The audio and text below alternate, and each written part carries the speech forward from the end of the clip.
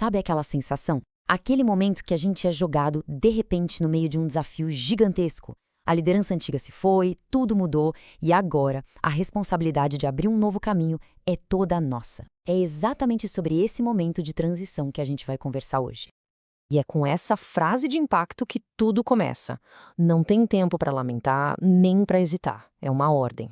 Direta. O recado é muito claro. O passado ficou para trás e é preciso agir. Agora.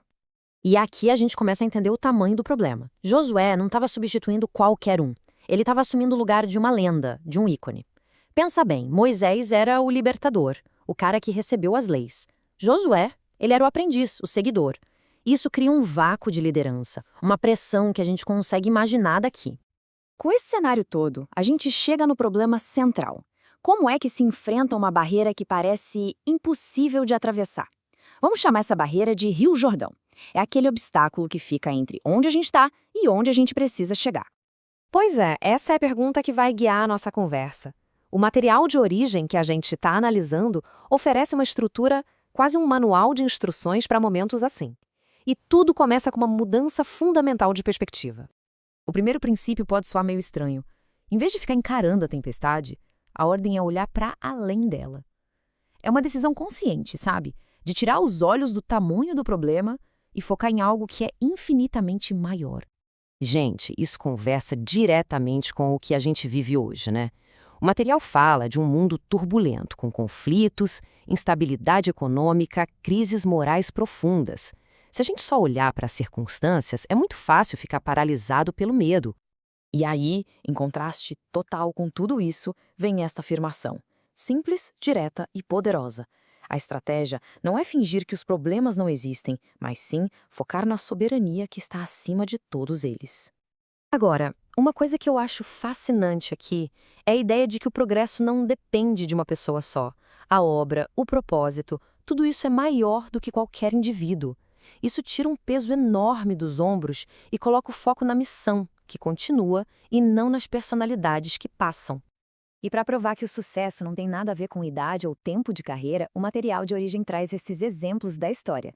A capacidade de superar esses desafios gigantescos vem de outro lugar, e não de um currículo cheio de experiência. Bom, vamos ver agora qual é o próximo princípio. Ok, vamos para o segundo pilar dessa estrutura. A ideia aqui é fazer outra mudança de foco. Em vez de olhar para os adversários, visíveis ou não, o foco se volta para as promessas que servem de base, de fundamento. Essa aqui é a promessa central, a que foi dada a Josué.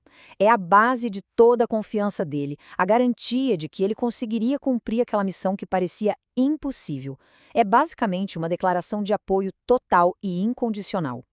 Então, o ponto principal é que essa promessa pode ser dividida em 3 pilares. O primeiro é o poder, que garante a vitória. O segundo é a fidelidade, que garante que o apoio vai continuar, assim como foi com Moisés. E o terceiro é a presença, que acaba com o medo de ser abandonado no meio do caminho. E aí, a gente chega na terceira e última parte, a necessidade de se apoiar em um guia firme, estável, em vez de ficar à mercê das nossas próprias emoções que mudam o tempo todo.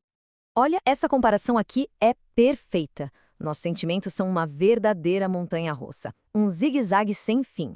Confiar neles na hora da crise é receita para dar errado. Já o guia não, ele é como uma âncora, um caminho reto, algo em que se pode confiar.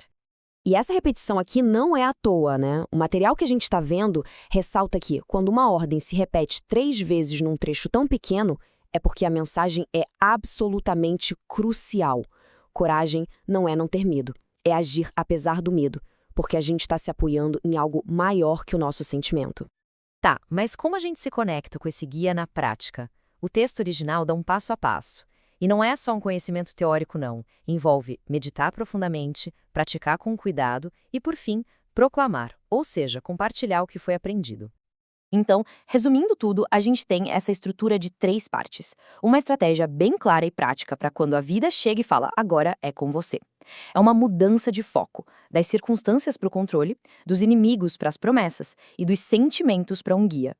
E para fechar, a reflexão volta para a gente.